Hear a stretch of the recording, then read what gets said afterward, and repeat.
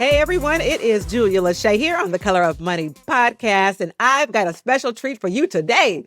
You all are in for a treat with not just Bo Menkiti, he's my co-host today, but we have my girl, my big little sister, Gabby Davis is joining us today. And if you don't know who Gabby Davis is, Instagram it, okay, Google it, AI it, all of those things. Gabby is operating principal, if you remember from our conversations. Operating principal is basically franchise owner of a Keller Williams franchise. She is the operating principal of Keller Williams West Atlanta. Now, I'm going to stop there because you would think like, oh, okay, yeah, of course, a market center in Atlanta, a franchise in Atlanta. But she's the first Black and youngest operator at a Keller Williams franchise in the entire Southeast. She was the first Black OP in Atlanta, which sounds crazy that it only just happened a few years ago, but it did. She launched an entirely new, what we call market centers or franchise for those of you listening. And just started with a small group of people. And in just a few years, under her leadership, she now has over 400 agents in only 2 years. Do you hear? I said a few, but it was only two. In only 2 years, 400 agents. Friends, that is unheard of. She's achieved profitability in 3 months. Unheard of. Became the fastest growing Keller Williams franchise in the entire world in 2024. Do y'all hear what I'm saying to you about this girl, Gabby? Okay. She is a visionary leader. She's a coach. She's a wealth builder. And what's best about it is she really has this heart and a mission for the people to really help her agents reach their goals and their dreams, and certainly is on a mission to help everybody build generational wealth. I'm going to keep going. I got more to say about Gabby. She was featured in KW and Inman's 2025 Top 40 Leaders Under 40 for her story, Creating Opportunity and Wealth in Atlanta. She continues to inspire people, including me, especially me, through her people-first approach that blends faith, culture, and innovation. Y'all, she has a call early in the morning, too early for me, where her grandmama gets on and does a Bible lesson and prays for everybody. It's too early for me, but I'll listen to the recording. But she's a powerhouse. She really cares about her people. Before she was in real estate, she spent almost a decade. You had to have been like 12 when you started doing the business-to-business sales, helping companies use technology and drive growth. But today, friends, she is an amazing operating principal. She's a mentor. She's a national leader. She knows a lot about technology and social media and all those things. And she's my friend, y'all. This is all of that. I introduce to you Gabby Davis. Hello. It's such an honor to be here with you and Bo. I look up to you all so much, and it's so amazing to have leaders and operators who look like me that I can know and learn so much from. So I'm excited to be here. Thank you for that amazing introduction, Julia. You gave me, I'm over here blushing a little bit, if I can be honest with you. I'm excited to have you here today. Aren't you, Bo? Yeah, this is amazing. It's such a well-deserved introduction. I'd love to hear just a little bit about your leadership path that led you to becoming an OP. Like, how did you end up in this position? And then we got to figure out some of this special sauce of how you made it just take off. But first, what brought you? How'd you end up in a leadership position in residential real estate? So I think to understand that, you have to understand my path prior to real estate in general. So when I was 18, inner city Atlanta student, my sister worked at T-Mobile, and one day their president had come in town, and I used to stand at her, they had a little kiosk booth. I would stand at her kiosk booth and I would help her sell because she would drive me wherever I wanted to go as long as I could give her gas money, and I didn't have a job. So I was like, I'm gonna stand around. And they were like, your sister is kind of good at this. And mainly they would hire people around 23, 24 years old at the time. And they were like, we want to give her a job. They ended up giving me a job at Lenox Square Mall to be a sales associate at the time. Well, by the time I was 19, I was the top sales associate in the company. And we're talking about a Fortune 500 company, and we had this crazy leader come in. His name was John Ledger. And he was out of New York. And we were a very corporate company. So we wore the collared shirts every day. He came in on Twitter and was connecting with all the agents, connecting with all the customers. And our previous CEO was like, you cannot be on social media. And then we get this new CEO who's like, you can be on social media. It's a way to connect to people. Show me you in your T-Mobile gear. Matter of fact, take off the collared shirts. I want you guys to wear our brand everywhere you go. I want you to have on T-shirts that show different brands. I want you to tell me if you like the T-shirts. I want you to tell me if you're having issues. And he took a very unique people-first approach on social media that I had never seen a leader do. It went against everything I was taught at 18. So by the time I was 19, they promoted me to a sales manager, and my average employee was like 40, 35 to 40 years old. And I was their youngest sales manager. So they put me in John Maxwell. They put me in programs similar to career visioning. They put me in any type of thing, executive maturity classes to help me grow and develop as a leader. Then my stores started becoming top stores. So now we're developing and growing. And I ended up moving into B2B. And business to business, our corporate office for business to business at T-Mobile was right across from Keller Williams, corporate office for the Southeast region. And I saw their sign and I was like, you know, I think I'm really good at this sales leadership thing. If I'm making all of these people money, I probably can make good money myself doing something, Right. as an Yeah. entrepreneur. Like I'm making them a lot of money. And so I went on to get my license and I was in Sandy Springs, but I'm a girl from Southwest Atlanta. The average income of my high school at the time was $14,500. Wow. I went and joined the largest KW franchise office in Sandy Springs, and the average price point at that time was probably around 350,000. The average price point where I was from was probably about 50,000. I went and joined that office, and Mike Ray was my team leader at the time. And I said, well, I'm going to be the number one agent in here. And they had never seen anybody look like me. And this was an office of about 600 people. And they were like, okay, she's a little, rambunctious. We will see. And I'm like, I'm going to be your number one agent. And by year 3, I was the number one agent in that office of almost 600 people. And the average price point was way, outside of the people I serviced. And I went on from there. I ended up leaving because I was tech first, and I didn't feel like the company at the time was tech first or connecting with people via social media. And that's how I was raised at my previous career. And I left. And when I had the opportunity to come back as a leader into ownership, I said, when I do guerrilla warfare, and guerrilla warfare, for those who are listening, that's our program as operators that we do to research all the other companies and what they're doing. And what I realized is a lot of people do guerrilla warfare, but we're so Kellerized. We don't really listen to what works really well at the other companies. And because I spent 3 years at another competitor, I was able to really listen and see what worked well there. And it was, guess what? The same thing that worked at the Fortune 500 company that I worked for prior to. It was connecting with people via marketing and social media. And so I said, when I start my franchise, I know we're going to grow quickly because we have the missing link. I understand how to connect with agents via social media and marketing. Well, I'm going to just maybe even switch gears a little bit because I'm trying to jump straight into the juice of the things. Obviously, you were well skilled, to become the operating partner. But oftentimes when we start a new business, I like to think that it starts with, purpose and vision.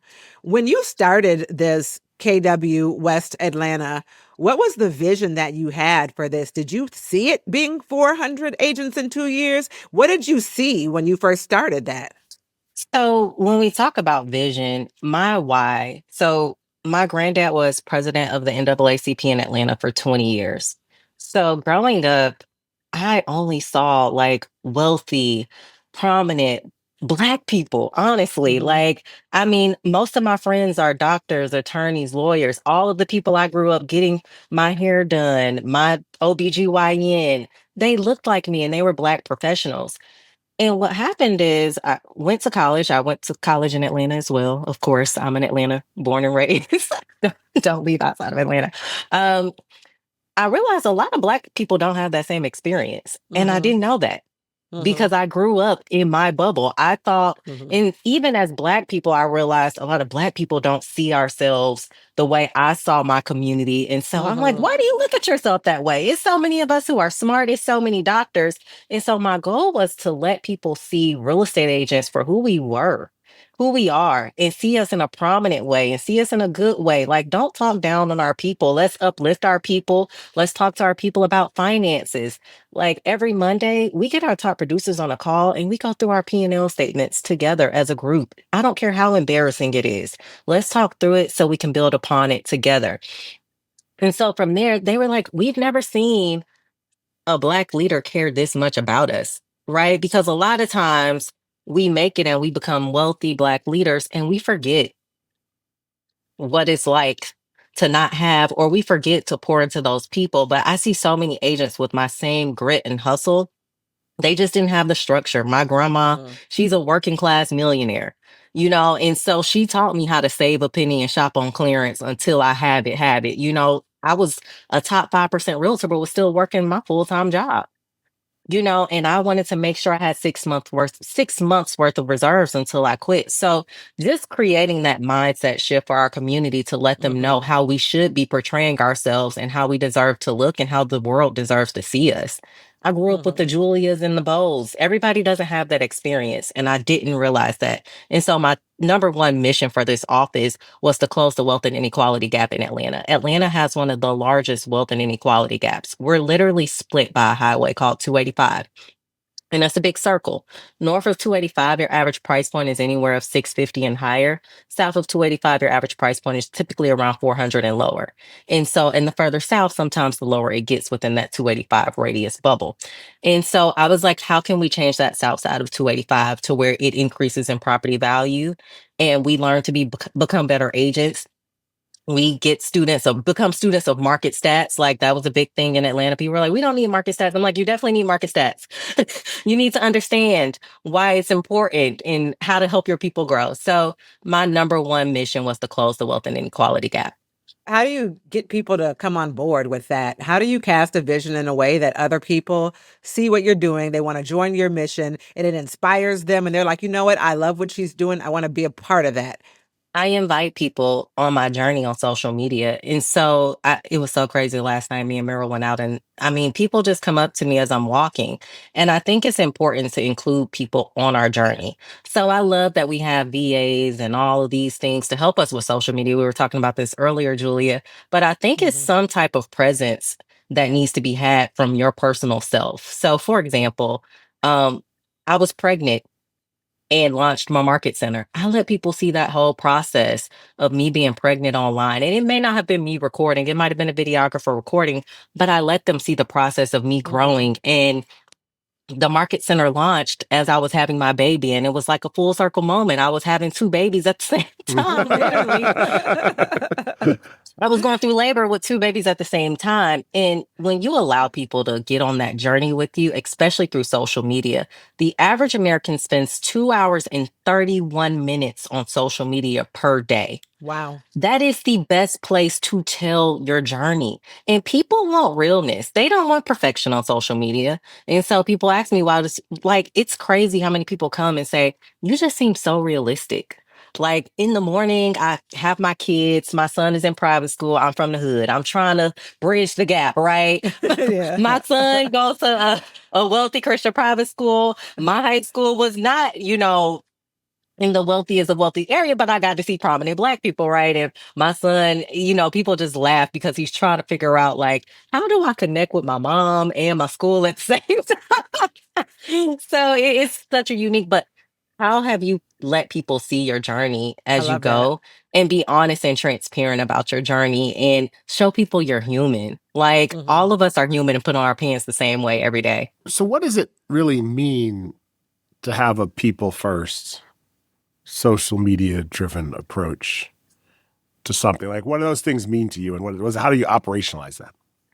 So let's talk about operationalizing it from an operator standpoint. From an operator standpoint, when you're thinking about social media, there are a lot of different a lot of different avenues you need to think. The first thing is, what is the CRM tool? So we use a Cognito form to connect to our CRM currently. And I was just talking because I need a better one to connect directly to social media. But as we're running our ad campaigns, they directly connect to our Cognito form. And at Keller Williams, I know this is for everybody, but at Keller Williams, some of us have agent service coordinators. As soon as somebody fills out that Cognito form, which is basically 5 questions, it's a first name, a last name, email address, are you licensed, and what brokerage are you currently with? As soon as somebody fills that form out, it goes directly to our agent service coordinator. Our agent service coordinator has to respond to that within 24 business hours. When they respond, they put them directly on the team leader's calendar. Our team leader has a funnel of about 200 agents consistently. Right now, I'm currently running 3 ad campaigns. We run ad campaigns for all of our classes. We also unkellerize a lot of our classes as well. The reason being is, like, for example, I had Ray running a video and he would say MREA. To us at Keller Williams, that's duh. Everybody knows what MREA. When I was at a competitor, nobody knows what that means.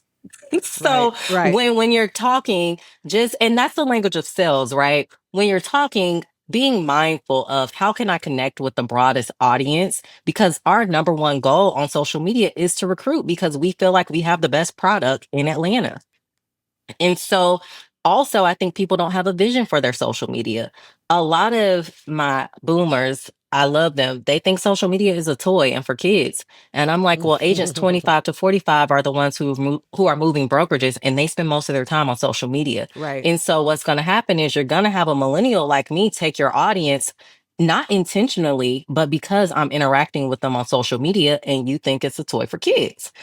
So Gary Keller just released in the shoe, the 25 to 45-year-olds are the people who are moving, and the brokerages that can figure out how to capture their attention are going to be the ones who win. And so when we're doing our GPSs for the year, we create a social media strategy as well. So right now, our word for the year is community. Okay. And why is that the word for the year? Right now, people are lonely. They need training. You have a lot of virtual places. People want to feel, hug, touch again. They want to see people and, understand how they feel in person. So all of our messaging is around community. And if you go down our Instagram page for KW West Atlanta or mine, Gabby Davis, you will see it will look like a community. You would be amazed. Talk to me a little bit. It's something you said, and I've always been fascinated by this. Talk to me about authenticity in social media.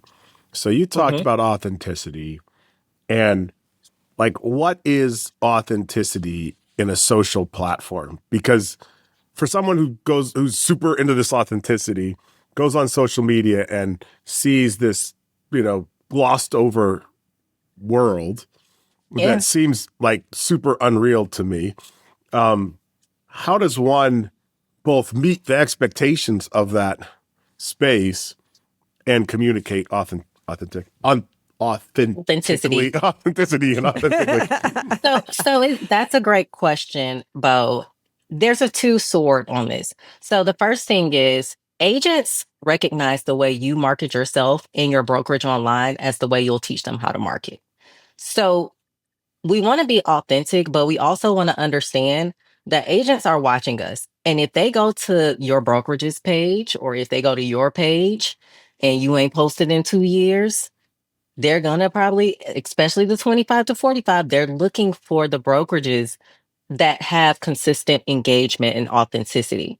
Now, when I say authenticity, my page looks completely different from the brokerage page as the brokerage leader, and you'll find that a lot. Our brand online for the brokerage, it is very brand cohesive. All the writing, the fonts, the colors, we have the specific red, we have the specific black, we have the handwriting. It is very cohesive because we recognize that agents believe that we can help them market their business well because we market our business well. The number one reason why agents leave brokerages is what? Marketing. So if my marketing is not doing really well on our actual brokerage page, agents are not going to want to join. My job is to make them connect with me as a leader. So if you go on my page, you will see my kids, you will see my family. I actually go against the algorithm. The current algorithm says Gabby, if you want real estate clients, you should only be posting about real estate and we'll drive people there. What I want is for agents to be able to connect with a human being. And so I go against the algorithm. You're going to see me, my family. You're going to see a little bit of the brokerage. You're going to see the standard Ford model, family, recreation, occupation, all the things. And that's because I want to be authentic in who I am. I don't care about a million polished pictures. You might see a selfie of me. I think it's more important to post and show people you're alive in there than to not post at all. So it's a double thing. You want to be authentic with yourself and your agent's presentation of you, but you want to be mindful of how your brokerage presents online. Like if it's just a VA consistently posting on your brokerage's account, your agents will stop interacting with it.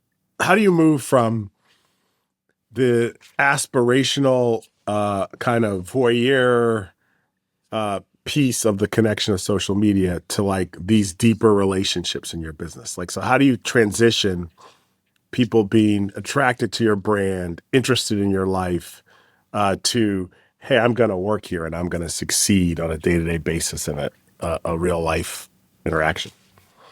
I'm mindful and I'm authentic. So my brand is I'm an inspirational leader. So every morning, if you go on my page or if you go on my story, you're going to see something that probably inspires you.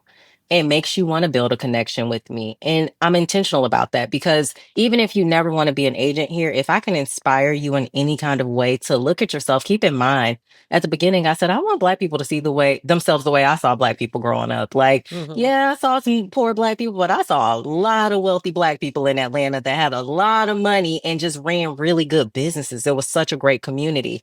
And I want them to see themselves that way. And so from there, people naturally are attracted to me. And I am a salesperson at heart. Like, I don't care if it's real estate, a cell phone, whatever. I'm naturally a salesperson. So knowing how to convert those conversations into quality leads would be the next step. When communicating, and this is for all brokerage owners, when communicating with any millennial online, if you are using any type of form, it should not be a long form that asks more than 5 questions. They are scrolling up and down social media. So if you have a lead funnel through social media, don't have a long form. They're gonna skip over it. They're gonna probably start filling it out and exit out. So also you have ad spend campaigns. And now Instagram and Facebook are so good, they'll show you how many people click on your ad based on the ad spend campaign. I look at it like this. Last month, we spent $100 on ads. We brought in $60,000 in company dollar from ads. And we spent 100. Can you send me these said ads? I need to start running these things. Yeah, I'll forward them to you.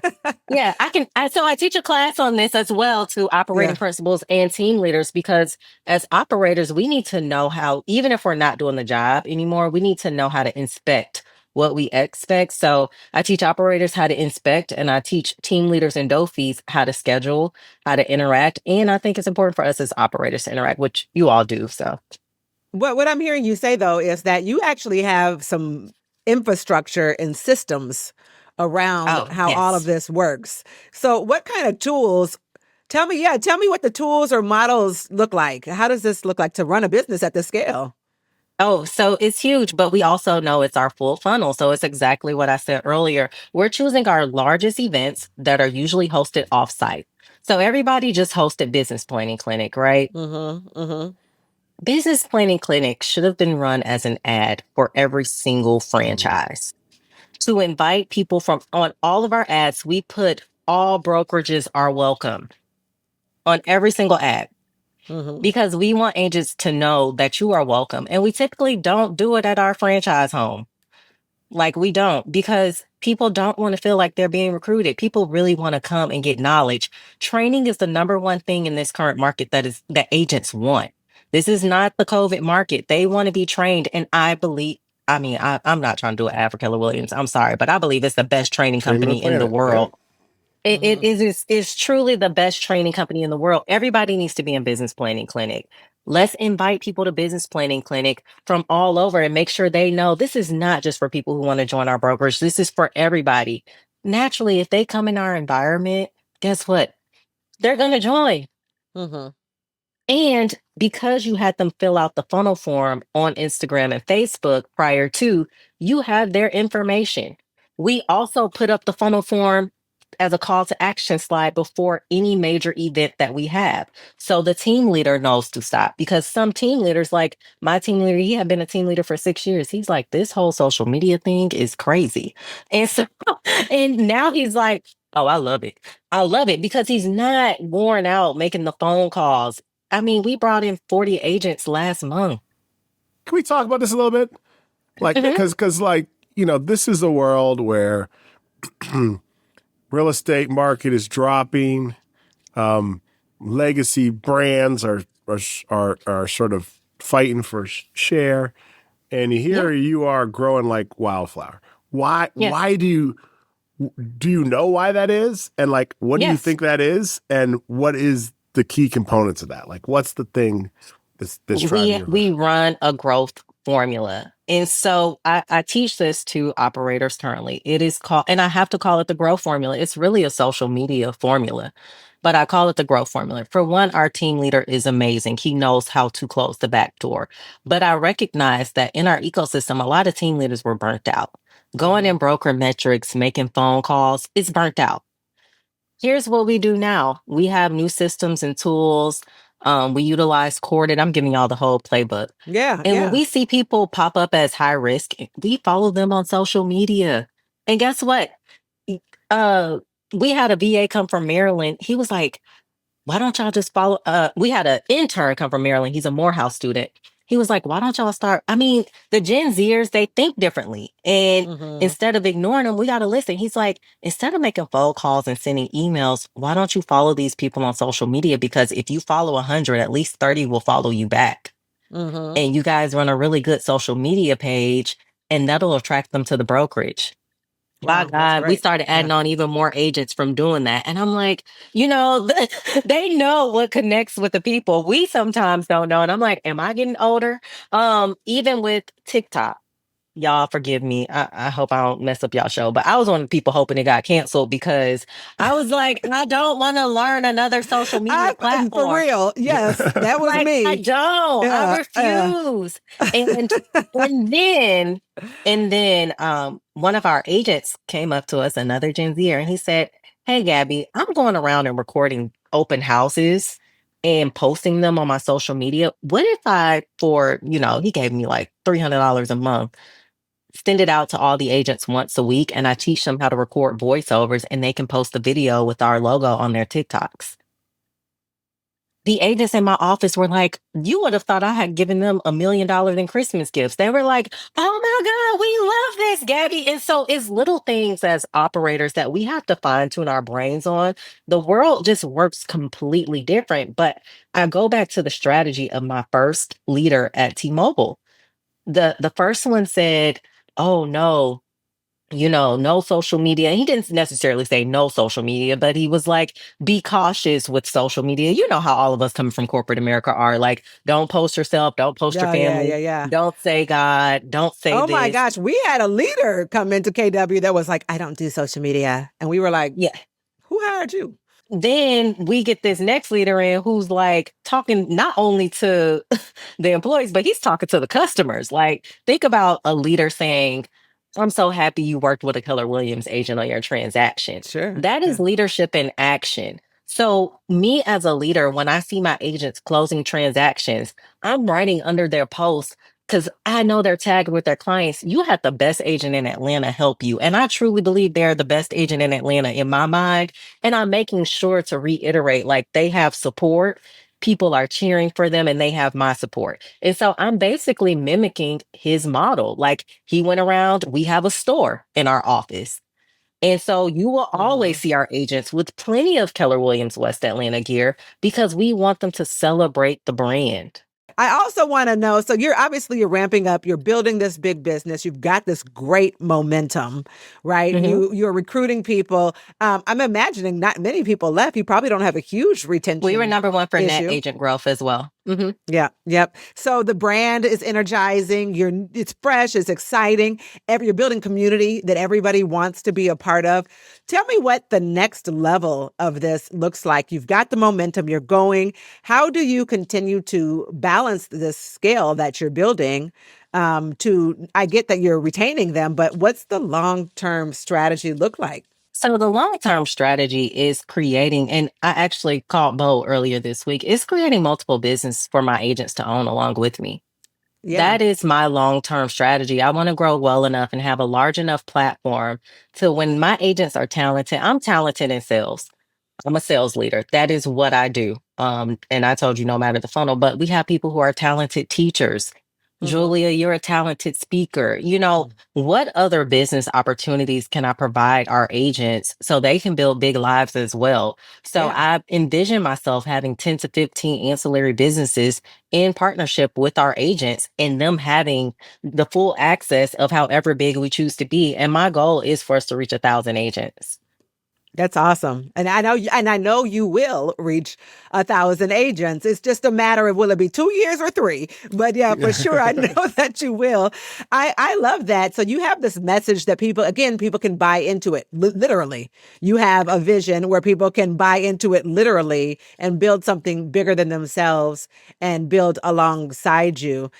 For a lot of people right now, and it's amazing. The reason I thought of you to come on again, because we've had you on before, was because we're in a certain period of time where people feel like, well, it's just the market. Yeah, we did not have a gross of 40 or net of 40 last month. We had a very different number, like on the other side Mhm. of that zero. Mhm. But and then people are saying, well, it's just the market. And then we had ALC Clinic, and a lot of the other team leaders and operating principals raised their hand and said, yeah, we're struggling too. Don't worry, you're in good company. And people are accepting the fact that it's just a sign of the times, and you seem to be bucking up against that. I Yeah. hate it. I'm gonna be honest with you. I have been bucking up against it. And Yeah. because we have to be careful of our words. Before I Yeah. started this market center, and Julia, you and Mike Ray were probably the reason we have this market center, to be quite honest. They said don't start it because the market is shifting. you know Yeah. and Gabby, the price point of your agents probably is going to be a little bit lower. Don't start this market center. Agents aren't joining brokerages. If I would have listened to that, we would not have this community of 400 agents, right? Because even as you Why talk, didn't you listen to that? Why did you hear them say that and choose not to listen to that? my grandma, I grew up being told who I was. And so in my head, I feel like I can Okay. accomplish anything as long as I have passion and vision. And I'm on a mission to improve the wealth and inequality gap. I also realized there are practically no leaders who connect with millennials online in real estate. They're practically Mhm. none. And so if I can just prove connection to millennials in an organic, authentic way, like I cannot do the photo shoots. I have two kids. I have a 1-year-old and a 6-year-old. I'm nervous because one might walk in right now. Like I can't. I want to be as authentic as possible and let people know like I'm human. And you are human as well, and we can work together. And when they come in, they have these expectations of saying, how can we help? That's probably the number one question I get from agents joining. They're like, we want to be a part of this. We Well, see where I'm it's gonna back going. up I'm gonna back up to what I said, because what you said, you kind of kept going over something incredibly powerful. I said, why didn't you listen to the naysayers? And you said, because I know who I am. Let me mention something else that I talked about yesterday. I was on a panel. Julia, Corinne, and Ogla, having a community of people to support you on your down days. I can't tell you how many times I've called Julia Lashay crying. I'm almost embarrassed. I can't tell you how many times she probably didn't call me crying too. Right. Uh, so, Right. but I say that to say that Yeah. community that you can be honest with, people, it doesn't have to be people who are in your four walls. A lot of people I was seen as a competitor in Georgia, so I knew I could not. Most of the Hmm. market centers in our areas are owned by the same people. So I was one of the first in my area. And so to be Hmm. able to have a community of women where I could say, what do y'all think about this? And I don't have to worry about them judging me. I can really say, I mean, even 2 weeks ago, I didn't know how to handle something with Charlie Kirk. I said, hey, Julia, can you help me understand how I should handle this from a perspective. Having your friends that truly support you and support your vision and want the best for you and will tell you yes or no, and you respect their no just as much as you respect their yes, is so important. Yeah, I couldn't agree with that more. And I think everybody, when you're building something, needs to have that group of somebody, whoever your cheerleaders are or whoever your support group is. Everybody, no one succeeds alone, right? Yeah. We have to Correct. have the people who are going to help you get through that, because recently, both of us are taking on something new, a new challenge. And I had one of the leaders in our organization say, well, you're probably going to fail. You only have a 30% chance of success. And I thought, well, that was encouraging. Never mind. I'm going to call my group chat, right? Jump in this group chat and be like, so do y'all think I should do this? Because they just, and people that, are going to support and cheer you on. But I love that you said, you know who you are, because as you know, this podcast, the tagline is to help people of color earn more, learn more, and build wealth. In many occasions, we've had a lot of high net worth individuals come on here, and on many occasions, they say how they struggled with their individuality or who they are in the spaces that they enter, and when their business took a turning point was when they accepted who they were for who they were and knew who they were and were proud of who they were. You remember Corey said it, Bo. He said, Mm-hmm. he struggled with being light skinned because he got blue eyes. And, he wasn't white enough, but he wasn't black enough. But he didn't know where to Right. fit. But the second he was like, you know what, I accept myself for who I am, they go skyrocketing. So I think that for a lot of people who struggle with who you show up as in these spaces, knowing who you are is like a foundation.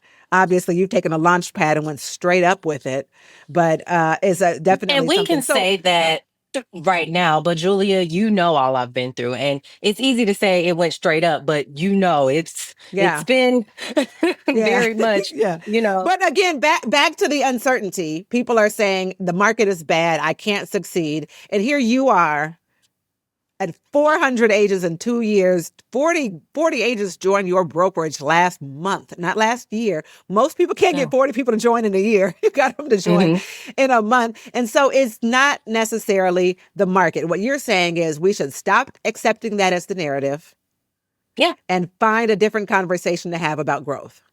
I think the real conversation is a lot of operators no longer know how to connect with the new generation. And when told, they take it as a joke. Mm-hmm. Like the new generation will tell you, like, we're attracted to social media. And a lot of the operators will say, well, I don't do that. Or my VA takes care of all of that. That's something. And no, like, the way I was recruited away was directly through social media. And when I did guerrilla warfare, I went back and played it. The brokerage that I went to, they were running an ad on the story. They said, do you do more than 5 million or more in volume? I clicked the bubble. Next thing I know, it asked me for my email. We have a training class coming up. I entered my email to be a part of the virtual training class. It's for all agents. I ran their playbook right back on them. Mm-hmm. It's for all agents. I'm I about to was do it like, right okay. now. I said, Yeah. okay. Next thing I know, I'm getting a call from their CEO. Obviously, they looked up my volume, probably looked up a little bit on my influence, and I'm getting a call from their CEO. And I'm like, this can't be him. Meets me at that office. I'm recruited away. Wow. Yeah. That's amazing. So I want to end because we're at the end of our time, but I want to end by talking a little bit about legacy. Because it's a lot of it's fun to be the first, right? You were the first Black OP, the youngest Black, the first youngest, the first, what The do you want? fastest, The fastest, the best, yeah, and done. all of that. What do you actually want when it's all said and done? What do you want the legacy of KWS Atlanta to be? What do you want your legacy to be? That's a really good question, Julia. I want to have my legacy as the woman who chartered Black wealth in Atlanta. Like that is, and it Mm. sounds so crazy because it's Atlanta, and I know how everyone looks at Atlanta, and that's how I grew up in Southwest Atlanta. But I'm in Atlanta now, which is the middle of the city, and I really get to see firsthand how people view Black people. And it has taught me I want to leave a legacy where wealth and Black people they coincide right with each other, and people look at us in a much better light than they look at us currently. I guess just maybe as I know we're going to run out of time here, but one of the thoughts that I've been thinking about just listening to you is, you said I wasn't deterred by everything around me because I knew who I am. Mhm. But how do you bring such energy, such positivity, such focus to everything you do? What do you do on a daily basis? You talked a little bit about your network of friends and advisors lift you up. What fills you that enables you to come every day to the world with such light and energy? So first, I always talk about my grandma because growing up, I gave her a hard time. I thought she was strict. I thought she didn't like to spend money. And I just didn't understand. And about 3 months ago, she was having some health challenges. And because I'm a spoiled grandma's brat, I was selfish and I was like, I don't want to know what it is. And she said, listen, I don't know how much time I have left. But every Wednesday, just like you went and grew that brokerage, I need you to go grow me a Bible study because everything I've taught you, I want to help lead the people that you're leading and teach them as well. And I don't want it to just be real estate centric. You lead way more than real estate people. You've worked at multiple companies. I want you to invite every single person. I don't want any ads. I don't want any paid vendors. I don't want to hear about Keller Williams. She said, I want to get the word to the people. My grandma has a doctorate in theology. She's trained many pastors in Atlanta. And I said, okay, I'll do that. And it's been so consistent and uplifting. And it also makes me happy because all of my business partners, all of my investors are on and we're aligned. Our mindset is shifting. Right now, we're talking about the power of the tongue and the power of I am and how I will not let one of the rules before you come speak in my brokerage is you cannot say the market is bad because my agents don't know that because we don't say that in our brokerage. Yeah. Yeah. The market is good wherever we are. That's right. Okay. And Yeah. so we don't say that. And she talks about the power of the tongue. And so that's how I was raised. My grandma told me, you are smart, you are brilliant. And I believe that. So you can say whatever you want about me. It's not going to faze me because I truly know who I am deep down. And that's how I was raised. And so I think just having somebody of character around me, of such good character, but also the people around me being surrounded by that character, it has just helped me grow exponentially. And I can appreciate it now that I'm a wife, a mother, and a business leader, similar to her. I love that, Gabby. There's a saying, Maya Angelou, and I think about it all the time, particularly when I'm speaking on large stages. She says, or entering into a room where I'm the only, and she says, I come as one, but I stand as 10,000. And she talks about the fact that you didn't come there by yourself. You brought your grandma with you. You didn't come there by yourself. You brought and those things are so incredibly powerful in this journey. But Gabby, we are out of time. We'll have you back because you're obviously and Bo, I'm phenomenal. sorry. I want to make sure I answer the rest of his question. Oh, so yeah, every yeah. morning, every Wednesday is my grandma, but every morning I'm listening to Ed Milet, TD Jakes. I'm listening to somebody who will inspire me on my ride into work. Mm-hmm. That's good. Mm-hmm. Yeah. Well, Gabby, you definitely inspired us today. Yes. Thank y'all. For sure. Thank you. Listen, final words. What's the one thing you want to leave our listening audience with today before we get off? Get on social media and connect with people. Connect with your CRM. Whatever audience that is, OP, clients, connect with your people, please. I love that. Thank you so much for joining us today on today's episode. Bo, thank you for being a great co-host as always. And friends, thank you for tuning in to another fabulous episode on the Color of Money podcast. We will catch y'all next week. This podcast is for general informational purposes only. The views, thoughts, and opinions of the guest represent those of the guest and not Keller Williams Realty LLC and its affiliates, and should not be construed as financial, economic, legal, tax, or other advice. This podcast is provided without any warranty or guarantee of its accuracy, completeness, timeliness, or results from using the information.